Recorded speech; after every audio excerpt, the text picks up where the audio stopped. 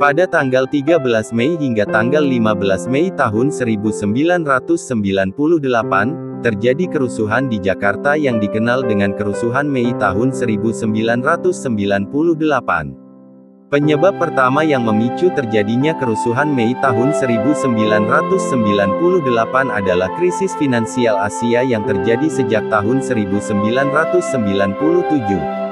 Saat itu, banyak perusahaan yang bangkrut, jutaan orang dipecat, 16 bank dilikuidasi, dan berbagai proyek besar juga dihentikan. Krisis ekonomi yang tengah terjadi kemudian memicu rangkaian aksi unjuk rasa di sejumlah wilayah di Indonesia. Dalam unjuk rasa tersebut, ada 4 korban jiwa yang tewas tertembak. Mereka adalah mahasiswa Universitas Trisakti. Tewasnya keempat mahasiswa tersebut pun menambah kemarahan masyarakat yang saat itu sudah terbebani dengan krisis ekonomi. Kronologi kerusuhan Mei tahun 1998. Tanggal 12 Mei tahun 1998. Pada tanggal 12 Mei tahun 1998, sekitar pukul 11.00 sampai 13.00, ribuan mahasiswa Universitas Trisakti melakukan aksi damai di dalam kampus. Setelah itu, mahasiswa mulai turun ke Jalan Es Parman dan hendak berangkat ke gedung MPR atau DPR. Pada tanggal 13 Mei hingga tanggal 15 Mei tahun 1998, terjadi kerusuhan di Jakarta yang dikenal dengan Kerusuhan Mei tahun 1998. Penyebab pertama yang memicu terjadinya Kerusuhan Mei tahun 1998 adalah krisis finansial Asia yang terjadi sejak tahun 1997. Saat itu, banyak perusahaan yang bangkrut, jutaan orang dipecat, 16 bank dilikuidasi, dan berbagai proyek besar juga dihentikan. Krisis ekonomi yang tengah terjadi kemudian memicu rangkaian aksi unjuk rasa di sejumlah wilayah di Indonesia. Dalam unjuk rasa tersebut, ada 4 korban jiwa yang tewas tertembak. Mereka adalah mahasiswa Universitas Trisakti. Tewasnya keempat mahasiswa tersebut pun menambah kemarahan masyarakat yang saat itu sudah terbebani dengan krisis ekonomi. Pengertian dan dampaknya kronologi kerusuhan Mei tahun 1998. Tanggal 12 Mei tahun 1998. Pada tanggal 12 Mei tahun 1998, sekitar pukul 11.00 sampai 13.00, ribuan mahasiswa Universitas Trisakti melakukan aksi damai di dalam kampus. Setelah itu, mahasiswa mulai turun ke Jalan Es Parman dan hendak berangkat ke gedung MPR atau DPR. Para mahasiswa sampai di depan kantor Wali Kota Jakarta Barat.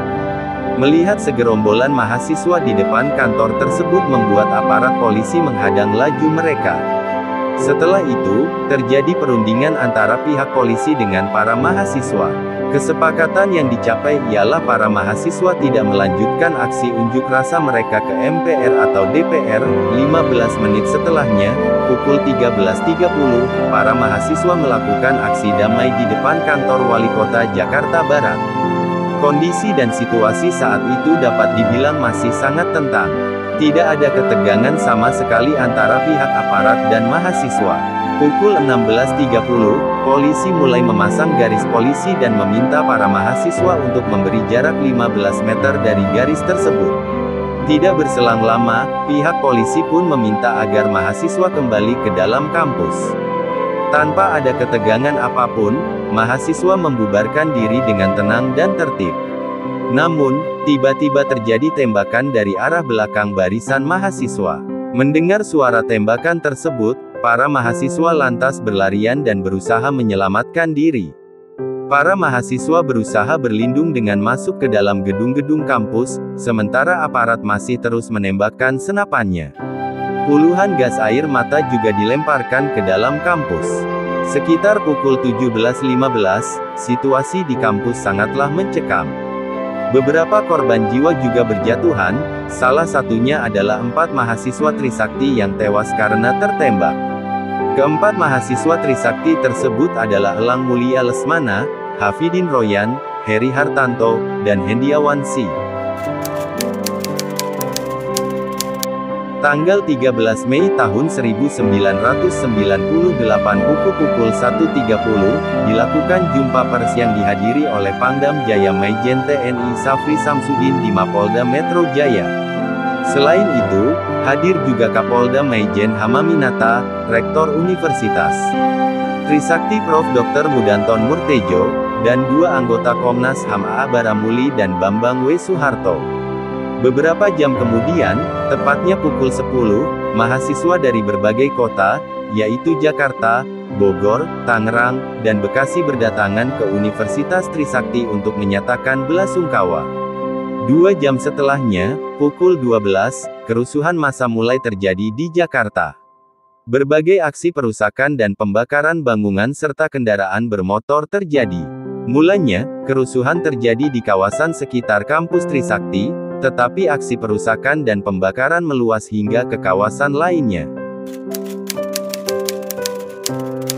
Tanggal 14 Mei tahun 1998. Pada tanggal 14 Mei tahun 1998, aksi kerusuhan yang awalnya hanya terjadi di Jakarta mulai merambah ke kota-kota lainnya, seperti Bogor, Tangerang, dan Bekasi.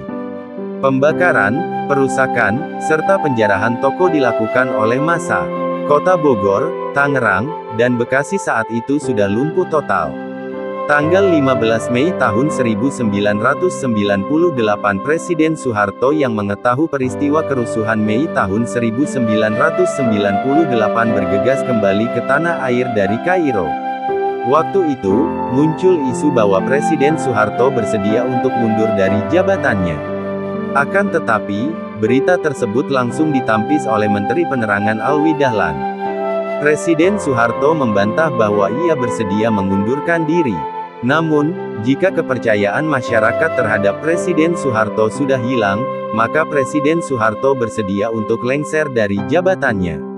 Akhirnya, seminggu kemudian, tepatnya tanggal 21 Mei tahun 1998, Presiden Soeharto memutuskan untuk mengundurkan diri dan mengalihkan kekuasaannya kepada B.J. Habibie. Dampak angka resmi menunjukkan sebanyak 499 orang tewas dalam peristiwa kerusuhan Mei tahun 1998. Selain itu, lebih dari 4.000 gedung juga hancur atau terbakar. Kerugian fisik yang ditanggung oleh pemerintah Indonesia sendiri adalah sebesar 2,5 triliun rupiah.